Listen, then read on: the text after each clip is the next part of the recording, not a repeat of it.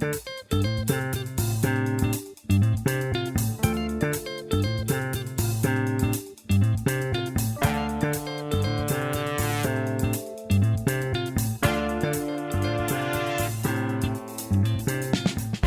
and gentlemen, welcome to Africa Straight Talk. We are Africa's unapologetic podcast that brings you discussions of matters of the African continent and the diaspora in a very unique and straightforward way. My name is Emmanuel Nadeau, and we thank you for your unwavering support of our podcast. My co-hosts today are my colleagues, Kaboshi Mbunkwa and Edwin Okongo. Our guest host, Kwesi Wilson, is still vacationing in his home country of Ghana. Ladies and gentlemen, welcome. Oh, thank you, Nado. It's so formal. I know. I'm like, what the hell? Are we in America or are we back in Africa? Where? No, we are official. We're sitting in a big celebrity rooms and then we're talking. You're on a stage. We're in our big virtual studio. Exactly. Absolutely. Absolutely. Yeah, unlimited space here. It's not like one day we will do well enough if people share our podcast and they like and share and subscribe enough, and we will be able to get some of that fancy. I admire when you see like this podcast, they have like mics hanging up. It looks like. And then, they sit together in a room and just have a really good conversation. So that's what we should aspire to. Yes. Mm-hmm. What's up, you guys? What's up? How was everyone's day? It's Sunday. The day was really nice. The heat is gone. Thank you, God. Hopefully. Thank you, God. I hate this heat. The one time I'll bring God in. It's actually has become a figure of speech, if you ask me. I say, my God, I don't mean I have a God. Yeah. That's true. Well, even if we, I don't know, like, if it would be correct to say that I don't believe in God. The correct answer is that I don't know. All right. So, and then, but certainly there is no God as described in the Middle Eastern mythology. That's not the kind of God out there. Okay. Yeah. Well, that remind me of one of Trevor Noah's set, the South African comedian, when he was I think he was referring to the British arriving in India. Have you seen that one?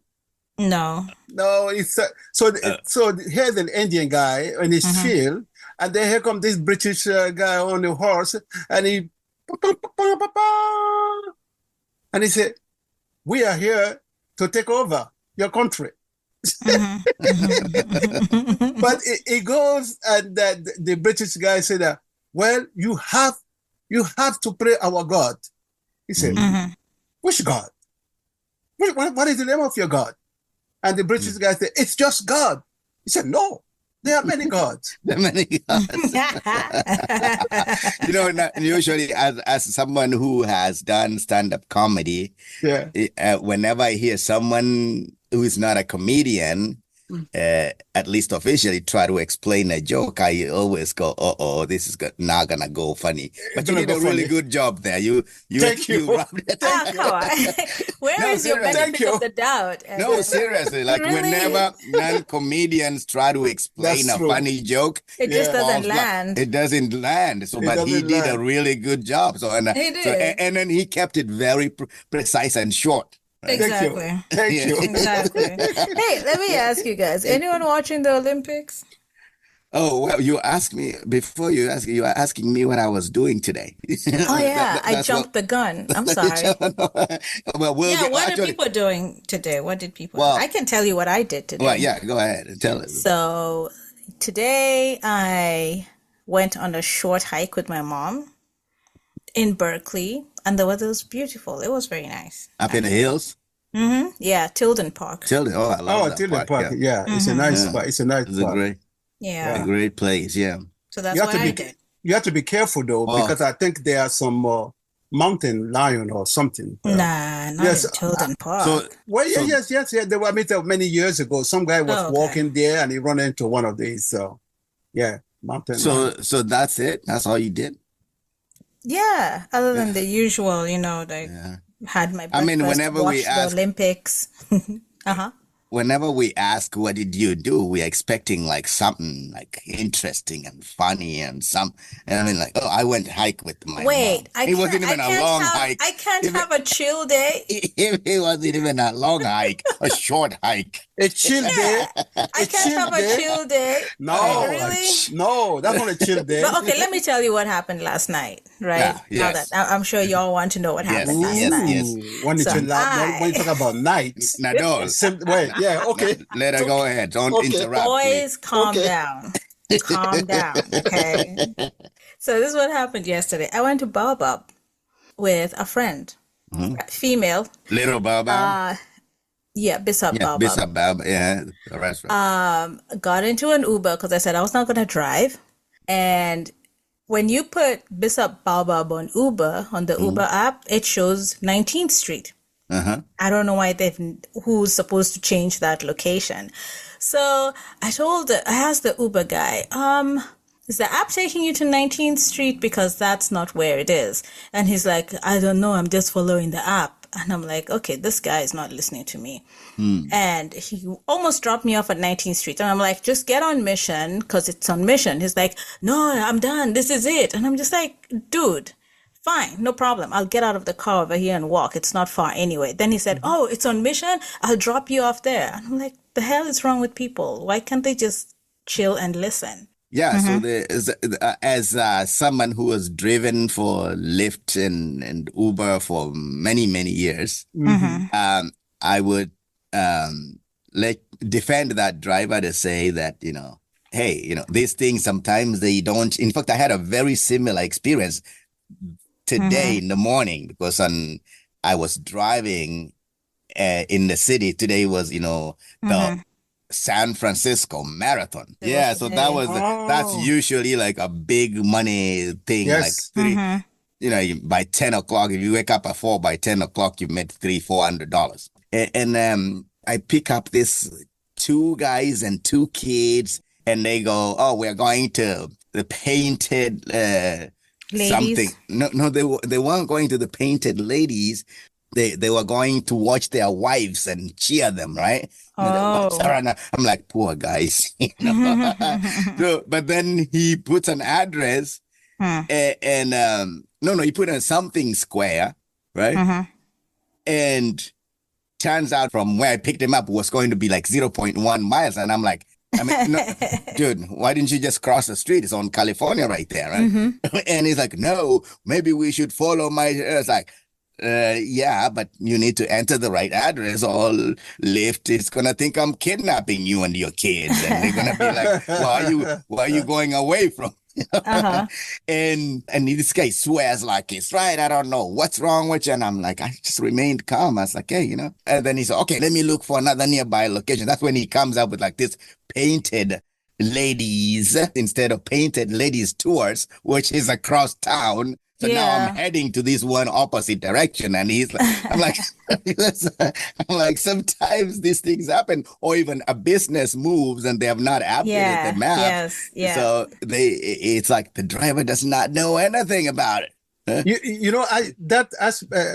bring me to ask you a question. You guys have seen those driveless. Yes. Driverless. Okay.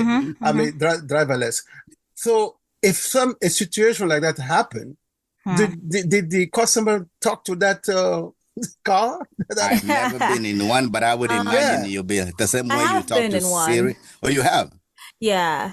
But if it's a wrong address, I think there's a way you can use the app. Yeah. Or use the app. You use the app. I imagine you could use the app to change the. Yes. The address. Yeah. Okay. Now that's interesting. I want to hear Oh, my ride? Yeah. On Waymo? I think it's Waymo. Yeah. It was, I mean, you call it comes, you get in. How long was it? The what? The wait? How long was the ride? The ride? Oh, no, it wasn't. I went like 1 mile the first time. And then the second time I went, I was with a friend. How far we went south of Market. So it wasn't too far. Young and reckless. What do you mean young? What do you mean? Do you guys want to get on way more? It's very exciting, by the way. You know how we people who have lived the longest are the most fearful of dying.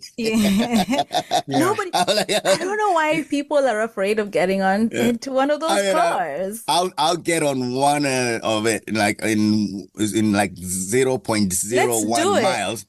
Let's do it one day. Let's do it. Let's do it one day. Yeah. I'll call it. We'll go from downtown San Francisco to the Mission, so that you guys can actually get to see that. Yes, it does stop at the stoplight. If you are in the road, it will not do anything. It's exciting. Yeah. Right. How did we end up talking about technology I don't even know. Most of the hour when we meant? Damn. We were supposed to talk about what's happening in West Africa, Nado. Talk to us. No, I think we wanted to expand a little bit on the last episode about the African diaspora with a spine. Yes. And I wanted Edwin to explain a little bit what is an African in a diaspora with a spine, which means that person's supposed to be standing up strong and telling it like it is. Yeah. Yeah, that's basically what it means. Yeah. Okay. We Instead of saying, I mean, you've heard grow a spine, right? Yes. It's a saying. Yeah, you know what? Grow. It's basically a sanitized way of saying grow some balls, and I think that's what we've been aspiring to here. Yeah. And that's what we've been promoting. I mean, Africa Straight Talk. That's basically that's a with the biggest spine there. That's like a bold, way of just saying, you know what? Here we are. It's Africa. We're gonna take this matters of our continent into our own hands, and we're not gonna let anybody dictate them to us. And taking the bull by the horns. By the horn, and have the testicular fortitude. Yes. That's what. That is the word. That's the phrase. Testicular fortitude. Yeah. So I mean, last episode, we did talk a little bit about what it is that who we are, what we're doing, and this title that Edwin just came up with was so perfect.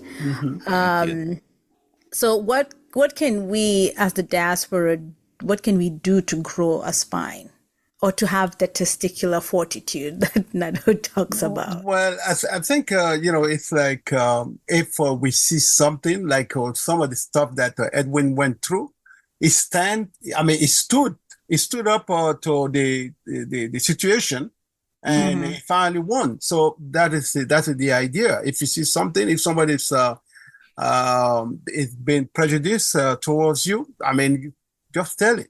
Or if you see something being done to someone. Right? Exactly. Yeah. In my case at that job I was talking about, it's like watching someone who claims to be a champion of women oppress women.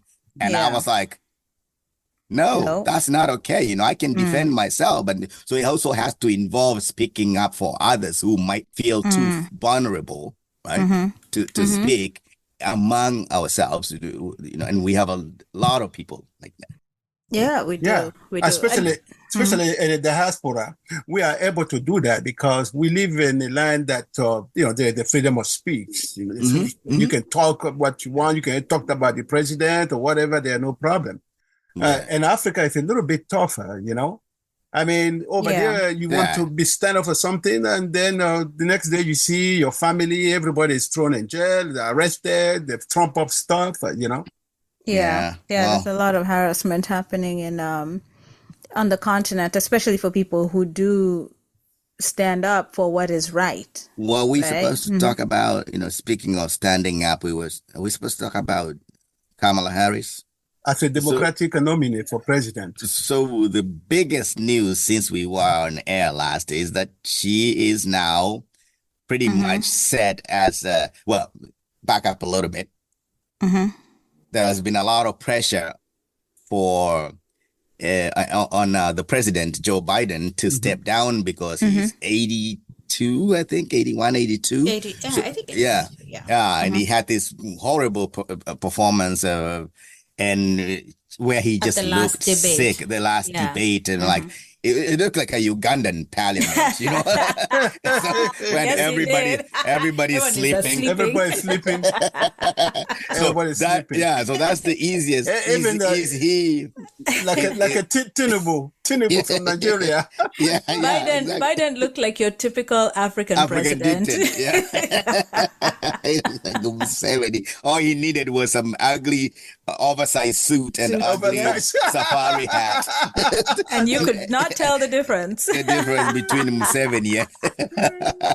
Remember Mugabe? Remember Mugabe? Mugabe had the same problem. He was falling. For me, I was a little disappointed. No, not a little. I was very disappointed with the Democrats because I was like, you're supposed to stand up for your man no matter what. You know, like encourage him. I don't know. Prop him up with some hangers or something, you know, like do something like, but stand behind your guy. Look what the Republicans were doing. They don't care how Trump is. I know. Trump is your crazy. He's crazy. You can see he's crazy, but they still stand behind him. They're like, we are going to die with this crazy guy on us. That's fine. I mean, the thing is, like, this is one of the things I think that is wrong with the Democratic Party is that they even though they say, oh, we are a diverse party, the decision making is mostly white people. Yeah. That's true. So because of that, there's very little opening for a different view. So like if you came over there and say, oh, we should go the route you are talking about, you're basically saying, you're saying, well, if they go, we should go low instead of,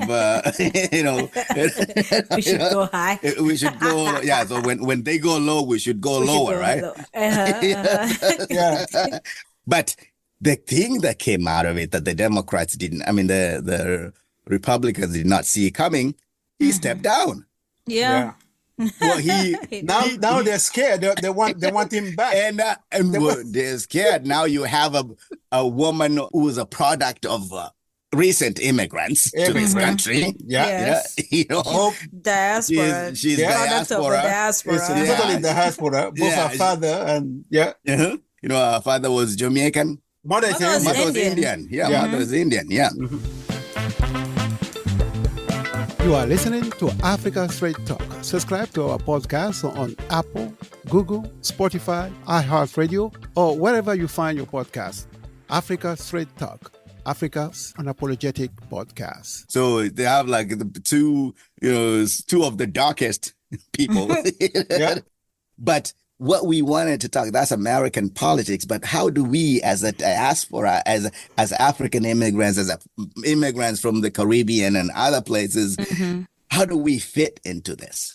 Yeah, right now, I do know there's a lot of mobilization that's happening for Kamala, and it's women. I mean, and that's great. I mean, we are rallying behind her.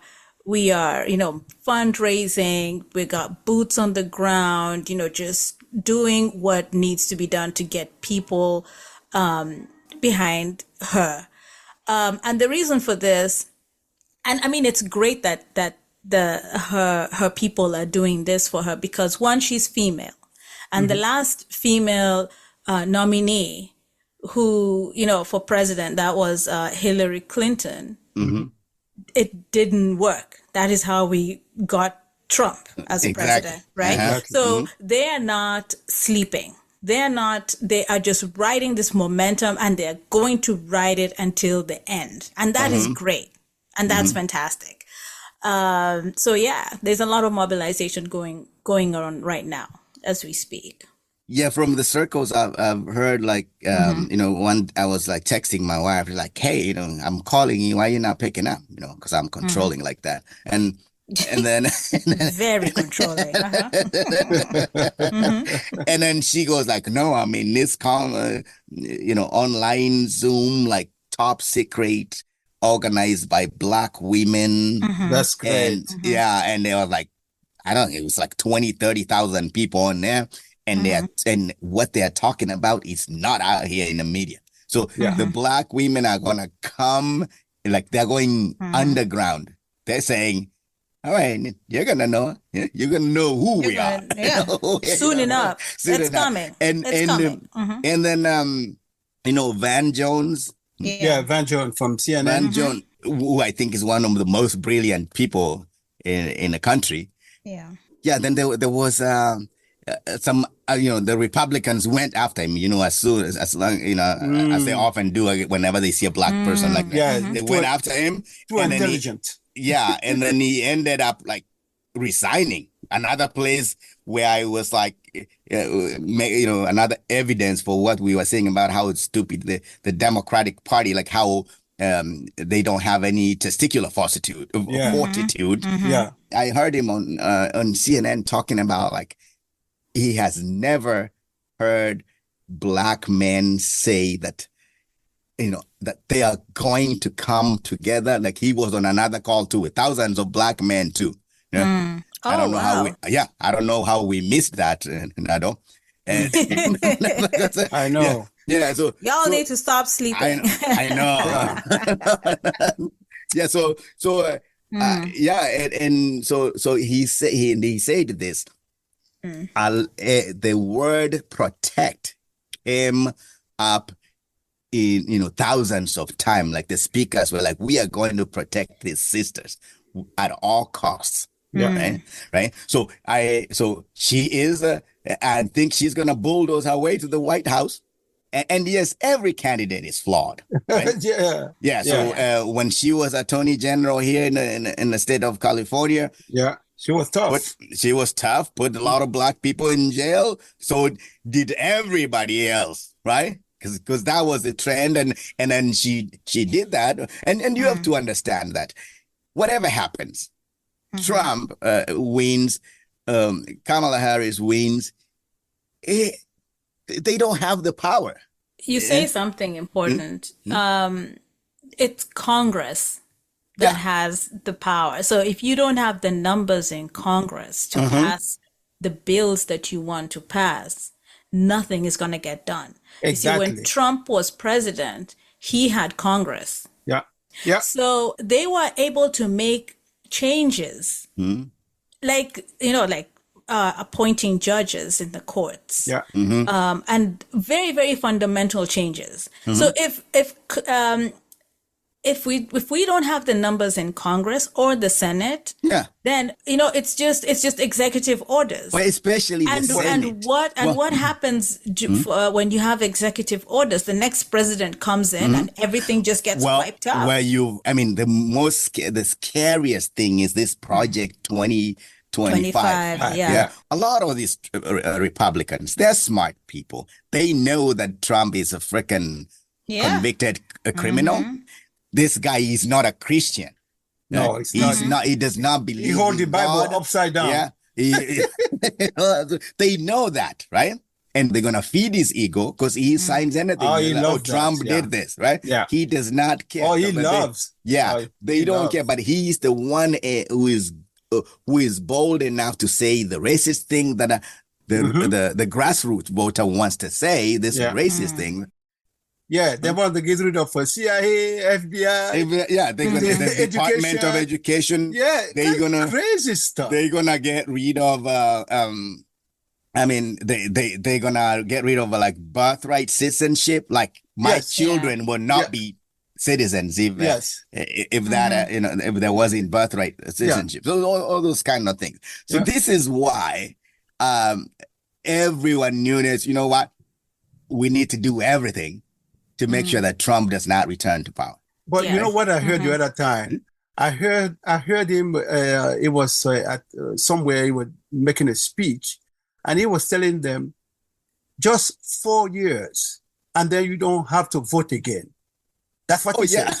So, which means he might want to turn the constitution so he can stay in power like the other African dictator. Well, I don't know. Doubt he can do that. That's not what he meant. What he meant is that, he's a selfish guy. He's an egomaniac. Exactly. It's like you feed his ego. Who cares however you vote in the future? But you need to vote for me now. Yeah. That's basically what he's saying. Yeah. Yeah. So we talk about this again in the attempt to switch to get Africans and other immigrants to be interested in the politics of this country. Yes, you might think that you're going to Kenya to retire, whatever, Cote d'Ivoire, Nigeria. No, I'm not going anywhere. You're here to stay. I'm not going anywhere. Yes. You tried it. You lasted like 3 months, huh? No, 11 months. Oh, 11 Yeah, just as long as you have these African politicians there acting up like that. No. That's a waste of time. That's a waste of time. You're a strong black man. You can do 1 year. But then the people have to follow you. People don't support you. Nado is standing down. Yeah. Retirement. So it's important to know that if you live in this country, and I think I had this conversation with another fellow Kenyan, Kironya. You know Kironya? Kironya, yeah. My buddy, and I was telling him that for, just in line with what you said, Edwin, that the best way to be a good citizen is to participate in do your civic duty, and start with in your local county where you live. That's where you start. You learn the rules, you learn what happens in your city, you learn the politics, you get to meet the people. And then, that way you will be able to make better decisions when you're voting. And you're just not going to vote because someone called you and told you, whatever it is they told you. And for Democrats, now that we have Kamala in power, or like being the Democratic nominee, the ticket bearer, it is our duty, especially as women in the diaspora, to play a role in getting her into the presidency and learning the process and sticking with it. Not just, we just voted and now she's in and now it's goodbye, let's go back to our daily lives. No, it's not. It shouldn't end there. It should not end there. Yeah. Well, we need to show, as Africans, you've seen how we do elections back home. Yeah. People will stand in line from 5 a.m. and this line snaking around the buildings and streets, and they vote, right? Yeah. Now, in our country, that vote doesn't always count, right? Yes. But in this country, it can. It does. And I want to give you the perfect example. The African community in Minnesota, the Midwestern state of Minnesota, my old home. Yeah. That is the home of the Congresswoman. Ilhan Omar. Ilhan Omar. Yeah. So, and you see how much hate she's gotten from the right wing Ilhan Omar. Oh, yeah. So, that's a result of the African community. Let me tell you a little quick. When I worked in Minnesota, I was working for Mshale, who I still edit for. And I was the editor in chief. And when I went there, there were so many fucked up things done by the police, by the news people. I mean, police at the University of Minnesota reporting, describing suspected muggings, like the criminals as Somali or East African. And this getting printed in news. Yeah, Somali or East African. I remember asking one police chief over there, I was like, hey, why do you describe him as an East African? Yeah, because you can tell the way people from East Africa look is very different from East Africa. Wow. And I go, how can you look at me and tell me where I'm from? Yeah. And he's like, do they look like me? He's like, no, they don't look like you. I'm like, but I am East Africa. I'm Africa. You see your ignorance. Yeah. So it's gone from that, and people learn that, the power of the vote, of getting involved. It's out of that Ilhan Omar came, that organizing. Ilhan did not just appear. I mean, they started voter education and people going, and right now there's no state with more elected officials from Africa than the state of Minnesota. Yes. Right? Yes. We've got a guy from named Obala, who is a kid from in his 20s. He's from Ethiopia, elected not mayor, but elected into the town council in the middle of the country. I mean, Minnesota, we have so many of them. And to think, we hear places, we hear the name Midwest, right? Mm-hmm. And that is what we call flyover country. Like nobody gives a shit about the Midwest, but there's so much happening there. Oh, yeah. And you would never even think that any white person would even think of voting for a black person. No. Yeah. And not even a black person as an African American, but a black person from Africa, And a Muslim. And a Muslim for that matter. Yeah. But it can happen. And it's because there is this deliberate effort to teach you, to integrate you into the local politics. Kwamashinani. That's what it's called, the grassroots. The grassroots. So, but a lot of it cannot happen without the African community. You go to there is this area they call Little Africa, Brooklyn Center, Brooklyn Park. Those are two cities that are suburbs really that are next to each other, right? And these places, they call them Little Africa because you got Kenyans, Liberians, Nigerians, Ethiopians, and all of you go to places there, you think you are in Africa, like this market plazas, and they're doing really well, and knowing that we have to protect, the mayor of Brooklyn Center at one time was a guy who was born in Liberia, who came here as a refugee, who I had the honor of interviewing, and it's because Liberians came together and said, hey, how can we this city is 67% minority, right? But then you have, a minority, white people who are like 39%, like they're dictating everything. And they're often making, nothing against them. That's how they were raised. They think that they're always in charge. They should. But no, they're making decisions that are not really benefiting us, right? Yeah. So they start, and that's how we ended up with a black mayor, and you have town council, and city council members who have been elected as Asians, and so when they look at that, these Republicans, they see that there's a time when America is going to be like that, right? Yeah. So the Ilhan Omar comes over there and just stands up to them. She's not perfect, I mean, she has said some really fucked up things, right? That you're like, what, Elan, you should thought about that, run that by me and Nado and Haboshi. And then we can talk about it. And we can tell you like, oh, no, this is going to sound kind of, But she stands up to them. No one is. Yeah. She stands up to them and they tell they accuse her of being anti-Semitic and you're like, dude. But anyway, back to the why it's important as African immigrants, as other immigrants, to be involved in these things. In the destiny of this country, of where it's going. Otherwise, we're going to be, as we say in Kenya, utaachwa kwa mataa. You'll be left standing in, like a deer in the headlights. Right? All right. So we're gonna have to hand it up there. That was a good one. That's it. The way you end it is really good, man. Yeah. This is like your editorial. All right.